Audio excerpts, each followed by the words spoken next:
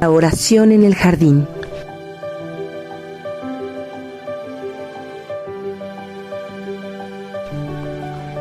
Jesús y sus discípulos fueron a un lugar llamado Getsemaní. Era un jardín cerca del pie del Monte de los Olivos.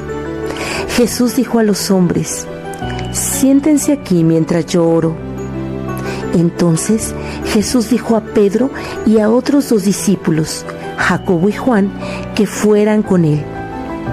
Jesús se quedó tranquilo. Empezó a pensar en el plan que Dios tenía para él y en las cosas que iban a suceder pronto. Jesús les dijo a sus amigos que estaba triste y que quería que se quedaran cerca de él. Mientras Pedro, Jacobo y Juan esperaban, Jesús se alejó un poco, se postró en el suelo y oró. Jesús le pidió a Dios que lo ayudara. «No lo que yo quiera, sino lo que tú», dijo Jesús. Jesús regresó a los discípulos, los encontró durmiendo. «Velad y orad», dijo Jesús a los hombres. Jesús se alejó de nuevo para orar un poco más. Cuando terminó, volvió con los discípulos. Estaban durmiendo de nuevo. Así que Jesús fue a orar de nuevo. Pidió ayuda para estar preparado para realizar el plan de Dios. Cuando Jesús terminó de orar, volvió con sus discípulos. Les dijo que había llegado el momento. Marcos 14 del 32 al 42 y Mateo 26 del 36 al 46. Jesús sabía que iba a ser traicionado, arrestado y crucificado. Estaba muy angustiado y decidió pasar sus últimos momentos orando.